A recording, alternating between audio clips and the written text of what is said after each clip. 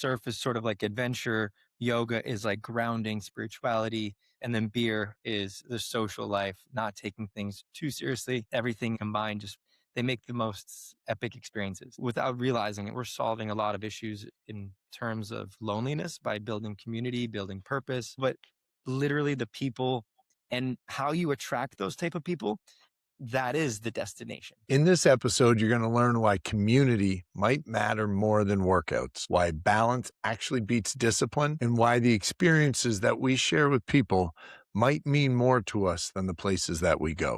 I had the privilege of speaking with Mantas, the owner of Surf Yoga Beer, and what he's built isn't just for travel. It's a system for connection, purpose, and longevity. If you've ever felt burnt out or disconnected or just something's off, this is definitely an episode you should listen to. And if you know someone who needs more out of life and not just more rules or anything like that, please send this to them because it is a heck of a conversation and a really, really incredible experience.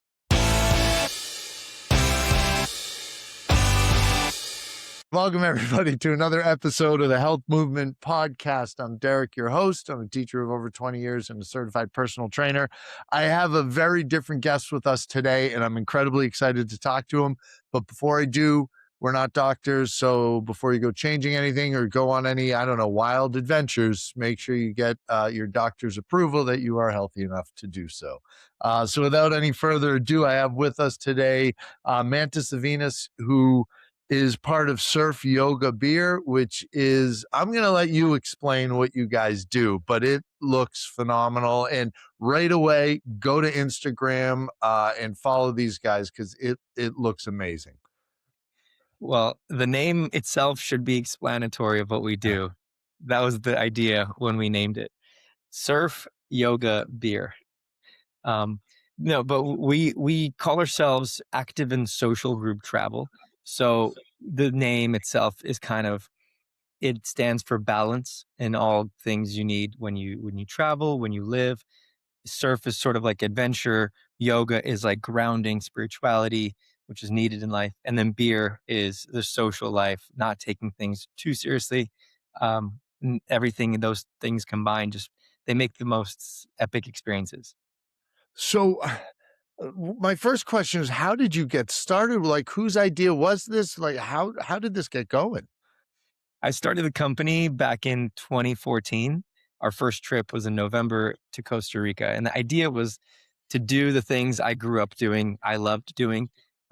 It's quite a long story, but to kind of shorten it, I'd moved to New York and there's nothing out there that kind of gave this escape valve in New York City. You're in this concrete jungle. You can't go hiking like I did when I grew up in LA. You can't go surfing that easily. You could in the summer, right? But I needed this like escape valve and I wanted to do these things. But the only trips that existed that did that were like party trips and it's all partying, or surf camps that were very serious in surfing, which is great. But I also wanted to like practice a little yoga and like have a couple beers and not feel guilty. So I just had to create my own experience. And how many were the first one was Costa Rica? How many people embarked on that with you? You know, 13 to answer. That's excellent. The caveat here is I worked at SoulCycle, and if you know fitness, boutique fitness, this is kind of like the epicenter. This is what started the boutique fitness trend, and so I was there right at the peak, right before it peaked, and then we peaked. And what that meant is I could explain, hey, I'm doing this trip. It's going to be surfing, yoga, and beer. Does anybody want to go? I teach 4 classes a day, 60, 70 people a class. I mentioned it 2 or 3 times and the trip filled up like in 2 seconds. So That's my great. community was basically New York City riders, SoulCycle riders of mine who just jumped on board. And that led to me having like evangelicals in my classes and people who continue to come back because now we know each other better because we know each other outside of class. So they kept going to my class. So, everything kind of helped my fitness career grow, as well as Surf Yoga Beer was really growing organically. I mean, organically, like as organic as it could get. Yeah. Well, that's the best way to do it. You've got a group of people who obviously fitness is important to them, but from what I've done a few different classes that are similar with cycling, but it's upbeat. There's a tempo there. Did you have music going with that? Getting people like excited, and I imagine you're upbeat, sort of as upbeat instructor with some personality there. So you're gonna get those sort of people to join you. That's immediately a fun trip. And then if it obviously was a good experience for all of them. So then it just, like you said, grows organically. Yeah. Um, that's perfect. How I I'm sorry, my mind's racing because this sounds awesome. Like this is something I feel like people should be doing. And obviously there are definitely important things in life. You have responsibilities and all that stuff, but you do have to also challenge yourself physically, but also enjoy yourself and have those moments where you're with a group of like-minded people. Yeah. Derek, Um, do you work out? I do, yes. Do you ever take, like, fitness classes or group fitness? I have a few times. Actually, this morning, a buddy and I kind of made our own where it was more of a circuit training. We were kind of going through it together. But I have, but not frequently. And it's not that I have anything against it. I go to the gym at 4 or 4:30 in the morning and nothing really starts then. So But that, you said you have a buddy you and your buddy worked out, for instance, yeah, yes? So, do you ever notice there's a special type of bond that you create with somebody you work out with? yes, This is 100%. this is sort of like our secret sauce. Um, Whenever you go through a perseverance or a challenge together with somebody else, now that could be at work, that could be like nationalism, like the whole country's going through it, or that could be a fitness class, and you guys are going through this crazy struggle. The class is hard. There's a hill. There's that. Everyone's dying, and afterwards, everyone's like, "I can't believe we got through. Yeah, that was crazy. This and that." And you chit chat, and that builds a sort of community without realizing you're building a community. If it's just you and your friend, you guys probably have camaraderie. You probably have like Yep. another type of bond that's like kind of unspoken. Like you and this person work out, you kind of you have a sort of attachment to them without realizing, and that that is kind of the glue that helped build the first couple of trips. The community, the organic that I was talking about. That Yeah. was the working out part on our trips, like instant family in one day. So that's why I was mentioning if you work out, you Yeah. kind of know those people are like your close friends. Some of my closest friends are people I've met in the gym, and you just start working out together. You start pushing each other, and you're right. It's instant kinship. I think because you both value that aspect, and it's a commonality, but it's also something tough that you're going through together, and you're like, all right, we did that, so you're right. You have that bond together. And something like this, where it's a scheduled trip, and it's not like, oh, we're gonna go walk in the park, which is great, but you're pushing yourselves, and it's someplace maybe people have never been before too. So there's that aspect of it too, where you're going traveling to a place you've never been, and maybe with people you've never met before. But yeah, that's fantastic. So Costa Rica, the first one. How long after that did you have your second trip? Second trip happened maybe 3 or 4, about 4. It was November, late November, and then the second one was in March. And this is Oh, only okay. because everybody was like, "You have to do it again." I told my friends they wanna come, they this and this was not a business. I wasn't starting it to like, "This is gonna be a great new business." It was more of like, "This is what I love to do." I wanted to share it with my friends and Yeah. share it with my community. And then it quickly became a business once people were like, "Hey, can I help create the logo? Can I come be the chef on the trip? Can I I'll teach the yoga, I'll do this." So everyone came in starting to help. New York City is such a connecting city. Yeah. Like everyone does something awesome because you live in New York. You just have to do something like to get through. So most people were adding something to Surf Yoga Beer to help it grow, and then the enthusiasm of the community really pushed it kind of to really grow and take off. And I owe it to the community. And I mean that's what everything is in this. All businesses really are it's the value of the community. Yeah. Value, that's a great word there too, and building trust and purpose, and you're giving people a good, strong purpose and develop there's not enough, I don't feel, discussion on the importance of relationships, especially as we get into a much more technological world. The value of real, true, honest relationships is huge. So this is doing that for Yeah. sure. Derek, you've heard of this thing called the blue zones? Yes, yes, I have different locations that yeah. But can you explain it just for people who aren't familiar with it? These are kind of specific zones that they've designated where people live much longer. They're outliers. They're outliers in the average age per person, and they've kind of started studying these areas. And they're like, is it the food? Is it the specific climate? What is it? And amongst the many variables, one of them is community. So you have a purpose, like, hey, Joe is waiting for me, at bingo. I gotta be there. I can't just get depressed and sit on my TV and watch. Yeah, You know, I gotta be alive and go up there and so on. So that is a strong variable into longevity in life, and they're starting to study that more and more. And obviously, we've all heard of this epidemic of loneliness, kind mm, of becoming a true epidemic in the sense that it's causing mortality.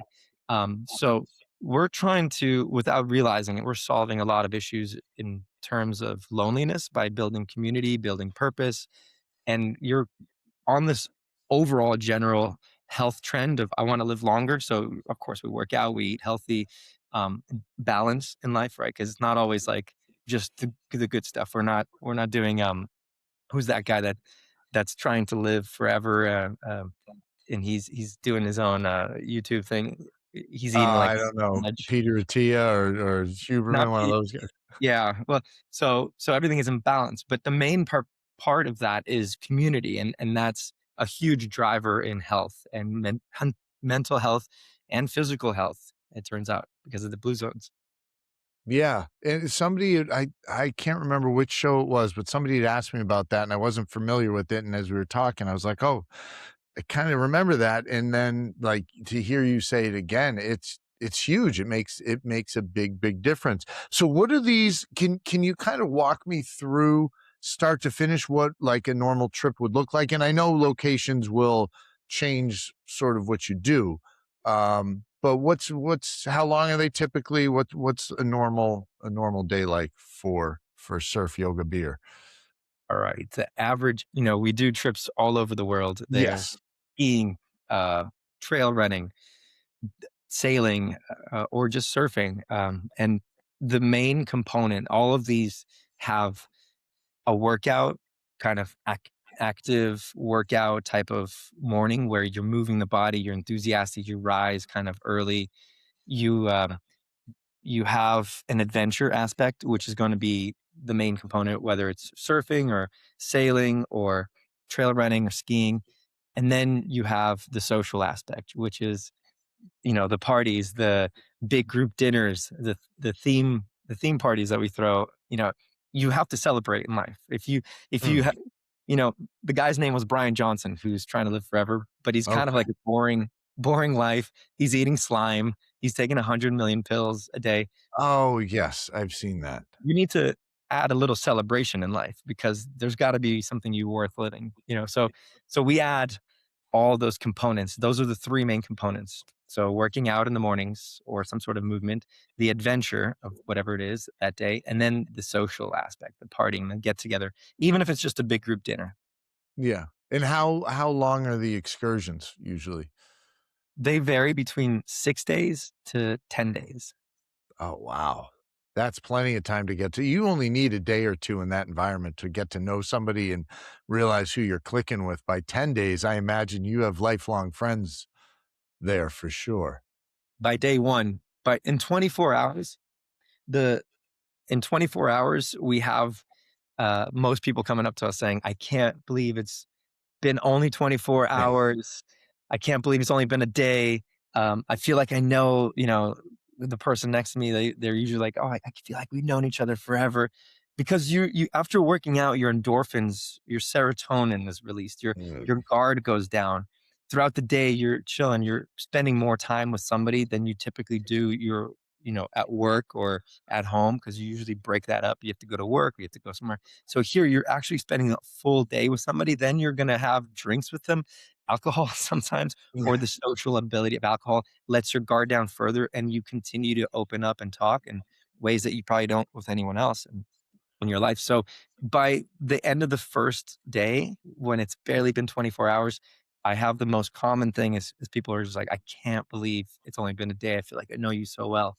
So it's sprinkling those things in. And fitness is a big part of that. Health and fitness is a huge part of that. Now, in terms of, because it sounds like, and I was watching some of the reels, and whoever you have as a videographer does a fantastic job putting all that together too. I don't know who that is. But seeing skiing and surfing and hiking and all that, is there like a requirement for ability for people to join this? Or do you find that most people aren't going to be drawn to skiing for 10 days if they are not a very good skier? W- Common question. We're a lot of people are, oh, I don't know how to surf. Can I still come? Yes, most people going on our trips don't know how to surf. This is not like we're not a like specific geared towards professional surfers or professional hikers. This is your chance to explore that topic. Like for instance, we're going to Egypt and it's 3 days of learning how to kite surf. I've never kite surfed in my life and I'm going to learn how to kite surf. So In the on the dunes? kite surfing on the Red Sea. So it's Oh, on the Red Sea, that's incredible. Yeah, and so I've never done this, but that's the example. It's like all of these are typically beginner. We have a few trips where we do cut and say you have to be intermediate or advanced to go, such Mm. as skiing in Japan because Yeah. you want to hit up the nice slopes. You don't want to be a beginner and stay on the bunny slopes. Why would you travel across the world to stay on Yeah, the no, bunny slopes? you wouldn't. That's, that's gotta be exciting for you to do you make, like, are you the one that comes up with it, or at this point in time, do you have a group and you all kinda bounce ideas off each other to choose these adventures?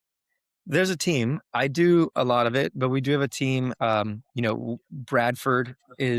Bradford and Eli have been doing Iceland for a very long time now, and they're the ones that are kind of scouting and creating this new trip. We call it Iceland North. It's a little less traveled, and it's going to have to be a smaller group, and the hikes are a little more, intense. And we're saying, okay, minimum level, like we want to stay kind of together, so you have to be able to kind of hike 3-4 miles, okay, nonstop, maybe slight jog or something. So I gotcha. those guys are organizing a lot of trips. The big thing is our retention rate is like 50%. It's nearly 50%, which That's means ins out of 10 people that travel with us for the first time, 5 people are going to come back. And that means that we know who's going on a lot of trips. Like, oh, that's okay, true. Kevin's gonna come back. Ashley's coming back on this trip. Ashley already did Iceland. She wants to do it again, but she wants to go somewhere new. So when we create new trips, we keep that in mind that sometimes these trips are created for our alumni because they've already done this and they want to explore further or something like that. That's That's gotta be incredible for you guys, like, it's awesome to, go and see these new things and experience these, but to actually see the impact you're having on other people and getting to see them enjoy something, that's gotta be almost more rewarding than getting to experience it yourself. It's a very rewarding job and career. But I've been blessed with this. My 10 years at Soul Cycle, it's the same thing. You see transformation in people, not just their bodies and their physical abilities, but you Mm. see the transformation mentally. You get stronger in your confidence levels, the way that your decision making, all that grows I have to say it because of what I do in a class or because what we do on our trips or because what our leaders say.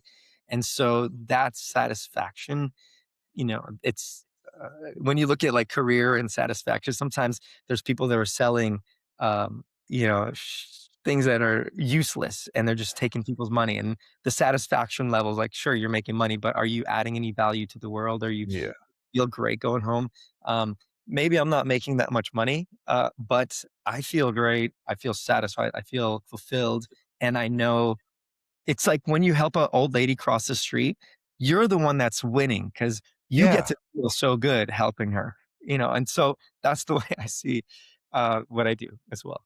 That's incredible. In the money, as long as you have enough to have the things you need, it, to be able to have purpose in your day every day, like that's you can't put a price on that. And for some people, I think purpose could be money, and the number of zeros they have in the bank account is happiness to them. But I don't think that's most people when it all boils down to it. It's a balance. Derek, It what's your definitely. full-time job? I'm an elementary school teacher. And it's Come on. kind of I it's kind of funny. You're talking about balance. I graduated with a computer science degree in 2000, so it was right before the bubble burst. And there was a group of 5 of us who had just graduated. And when my company hired me, it was like April of my senior year. I think there were about 100 people, 150 in the company. I started in August for my training, and the company was up to 800. And then by, I wanna say, October, 80% of the people at the company had no work because nobody was building websites and doing all that. Everybody had them already. So then it wasn't like you'd go into the office and they would just be finding stuff for you to do. The salary was excellent for a kid right out of college, but it was miserable. Like you weren't happy. And then when we all got laid off looking for a new job, I tried sales. Um, and it was selling like stuff to small businesses, which my father started a few small businesses. I'm like, oh, this will be cool. And then it turned out to just be insurance. And I'm like, I don't like, I'm 22 years old, 21. I don't care about this. And then I remember September 11th happening. Um, and 2 days later is when I was like, all right, there was a job opening. I'd done all the teaching classes as a minor in college, and 2 days later, there was a long term or a building sub opening up in the school district I went to. So I was like, I screw it. I know I want to do this. I know I have fun with this. So thankfully, I found my way to feel like I'm providing and having purpose in what I do. Um, so it's important. It's important. Obviously, if I was still in technology, I'd probably have a much bigger salary than I do right now, but I have what I need. So it's waking up and seeing you're making a difference makes you happier, I think, in the long run. How long have you Um, been doing it? 23 years I've been teaching. Actually, I've been in the building I'm in now 23 years. So I started, it was probably, I think officially got hired in October of 2001. Oh, boy. So yeah. So for for a while, it's been a minute for sure. Do the students ever come back, with their Yes. They have, and there've been some who, um, one of the people at the gym came up to me this was probably a couple months ago, and she's like, "Do you remember me?" And I'm looking at her, and she's in her early 20s. I went, "Morgan?" And she goes, "Yeah." And she was all like, I had the girl in class probably 10, 15 years ago. And it was, having a conversation. She's happy, doing well. So yeah, you see the kids coming back, and yeah, that piece of it's really cool. Yeah, especially when you see them doing well and they're happy, and you're like, all right, Yeah, I was that must be that's a mind, trip to, you see little kids and then they're they're like adults and And I can only see him as little kids still, like, and I feel bad, but I still see him as 10 and 11 years old, but, some of them have these beards and they're like 6, 7, and it's like, "Oh gosh." Yeah, it's a trip for sure, but it's a lot of fun. It's a lot of fun. So what's the next trip for you guys? Is it they the Egypt one? no, they start in 2 days in Nicaragua. That's gonna be our surf camp, and then in 5 days, there's a Japan trip. Japan is our skiing trip. We go to Tokyo 2 days and Hokkaido for 6 nights there. Yeah, there's like 40 trips a year, so there's always something. 40 trips a year? Mhm. Wow. Mantis, good job, dude. Like you've this is this is working well. 40 trips a year. What's the average number of people on these trips? Oh, it varies a lot. Some of them could be like 14. Some of them could be we had 74 for our Croatia trip last summer. So but usually the sweet spot, the average is in the 20s. That's our, like, typical trips are, like, in the 20s. That's a Yeah, good number too, because it's not so small, but it's small enough where you can get to know 20 people in a week, yeah, if you're around them all day. yeah, And then you said like experience level doesn't usually matter, but it will obviously be very clear if if you have to be a certain level to do something. And that yeah, makes sense. You're not going to go to Japan if you're snow plowing down the bunny hill. That's yeah. you can do that here in Massachusetts for $50 a trip. Yeah, but you gotta get it straight. It's not just about, like, you know, the whole trip is not like skiing, skiing, skiing, skiing. Yeah. You have so many other components to it as well, and sometimes people who don't even know how to ski are like, "Can I just wanna go on the trip." I just wanna be there for the onsens, the spas, or and the Yeah. sushi and the theme parties that we have in the morning, activities. So, I know that it seems like sometimes it's all about the destination, but I've learned that over the last 10 years, that's kind of the least important part out of, like, 5 components. That would be, like, the least important. It's not How so? How come? I always think back of when we went to Havana, Cuba. The very first day, everyone lands, gets in this van. We're driving through Havana. Havana's stuck in 1960. All these old cars are, they just didn't bring any new cars in, so they fix up these old cars. It's amazing to see like a whole city kind of stuck in 1960 or whatever. And the people in the van are all looking inside, not outside. They don't. It's almost like they don't care. They're in Havana and they're all talking about like we're just doing a basic or like name game, like, oh, my name is Mantis, and I love apples and whatever, like Yeah, some yeah. we play, but nobody cared. The guy on the microphone was trying to be like telling us everyone the history and this and look over here, this is the thing.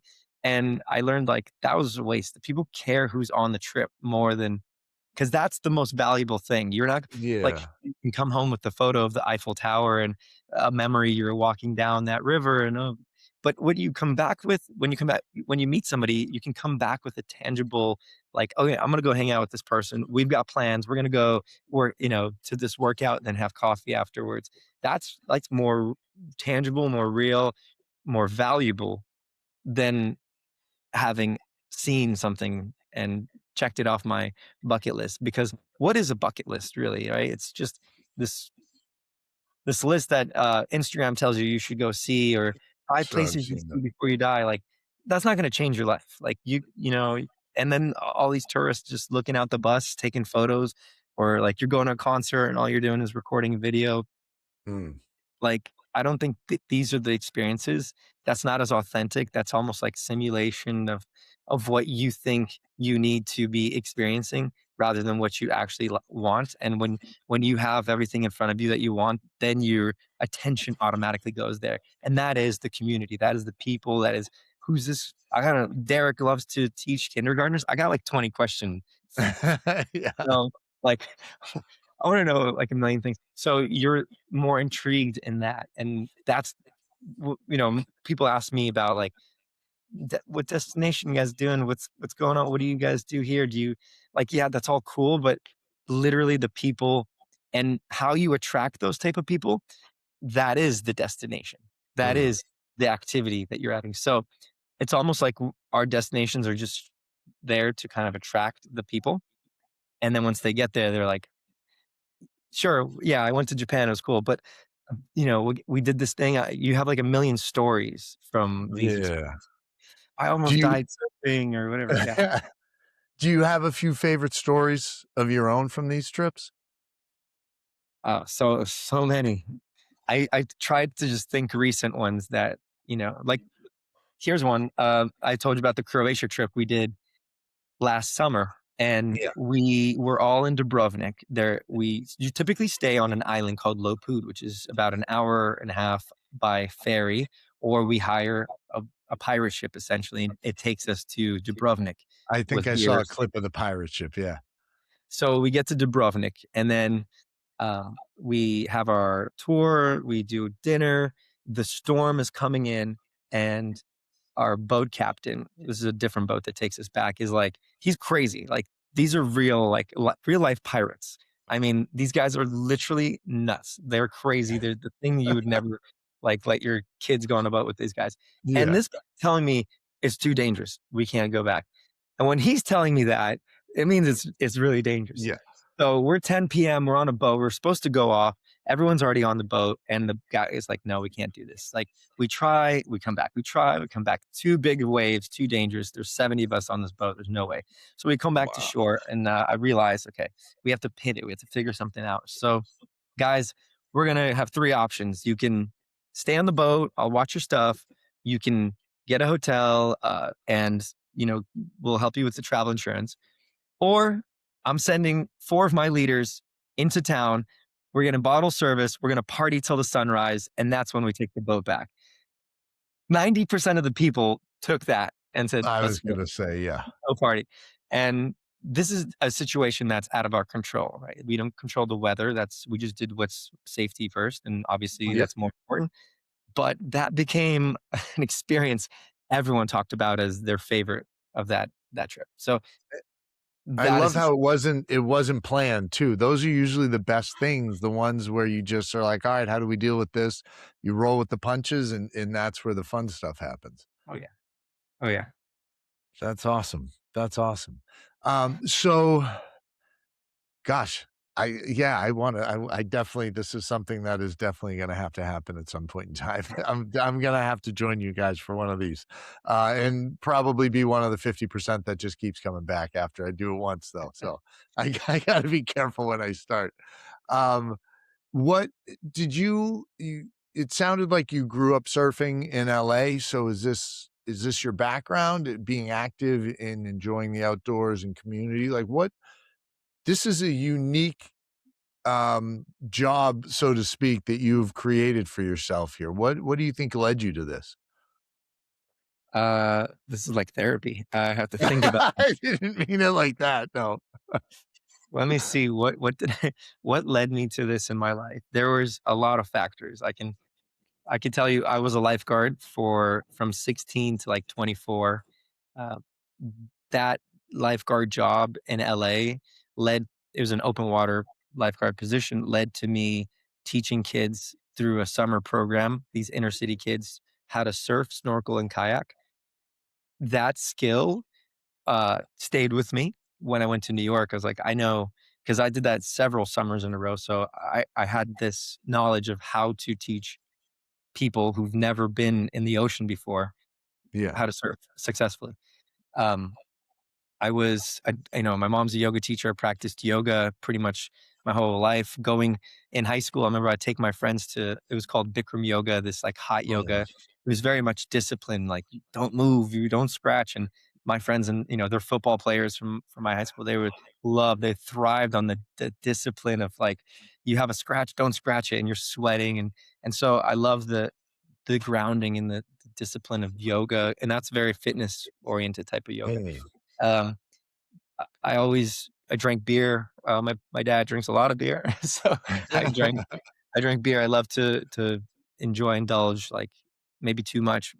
I think I'm a millennial, so there's some statistic that we drink the most.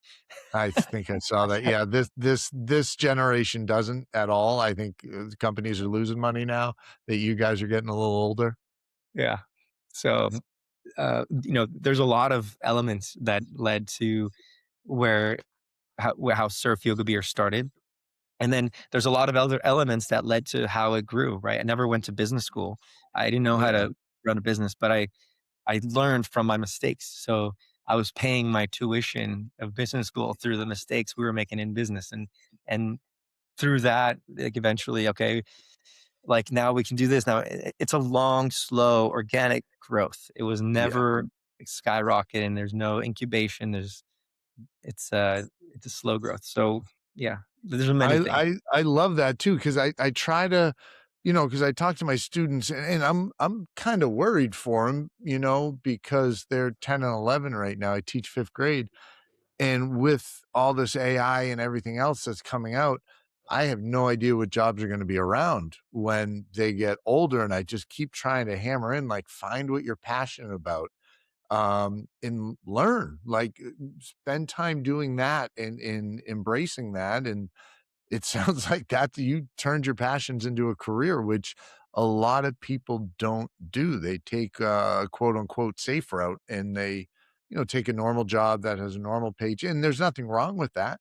But it sounds like you're getting a lot more fulfillment out of your day to day than I think a lot of people are. It I am, yes. It's a it's this tricky line of passion, but also opportunity, and I Mm, you have to if you find out you're good at something, right, you kind of, "Oh, like, I've got this skill that I didn't know I could do this, and I make a lot of money doing it."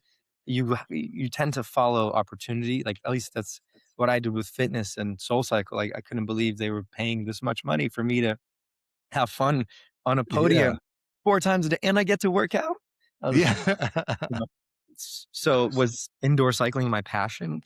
No, but I had a lot of fun doing it, and it was an opportunity. So I think there's this kind of, swaying between passion, opportunity, and you're kinda, like, creating your own passion as you're finding an opportunity in this. Maybe it's not exactly my passion here, but it's pretty close, and I'm pretty good at it. So it's this kinda mix of both that I think I followed in my life, not just passion, right? Because it's Yeah, no, that's a good perspective to have on it too. Sometimes you have to jump on opportunities and go that route too, but kinda mix it up a little bit, well, like, so for instance, what's your passion? Or what was or, one of them's, I found doing this later. I love teaching. I grew up, well, not grew up, but when I was old enough, I started working at a camp in Concord, Massachusetts called Camp Thoreau, and did that, for years all through high school, and then I did the teaching programs in college, and sorry, I did it through college too. So I'm very passionate about helping people and teaching people. I love fitness. I have been doing some sort of athletics my whole life. I played college football. Well, I was on the college football team. I didn't I didn't play a whole lot, but I ran track as well. I've been lifting my whole life, and that's a passion of mine. And I was trying to get into online training, and that's a disaster to try to break into. But I did this trying to get some social proof for that, and I had talked a buddy of mine into doing this with me because I didn't know what I was doing, and I was a little nervous. I'm like, all right, well, I'll force him to do it with me too. And he ended up getting a job as a firefighter EMT, and he's like, dude, I just can't do it. I was like, I'm loving doing this, so yeah, I'll do this on my own. And I love talking to people, getting different perspectives. I love helping people. Like these are my passions, and yeah, um, it's a lot of fun. I enjoy it. I'd love this to get monetized at some point in time. So it could be, I got about 10 years left of teaching. So I figure if I can do this up until then, maybe, maybe by that point in time, maybe we yeah, can get a little cash from it too. Who knows? But absolutely. yeah, so that's where my passions lie, I suppose. Yeah, But like, well, how can people sign up or get more information? What's the best way to do that? best ways to check out our website, surfyogabeer.com. But I think, if wanna take a glimpse of what's it like on a trip or what we kinda do, an easy way to do that is on our Instagram, Surf Yoga Beer. Um It's, don't think it's for only fitness oriented, big, fit people. Don't think it's only for professional surfers or skiers or professional hikers. It's for everybody and anyone. So I hope people don't get too intimidated to join. Is there an age, like a wide age age range, excuse me, of people that go on? It's pretty wide actually, from mid-20s to mid-40s. We get people in their 50s. We had a few in their 60s. We don't have an age limit.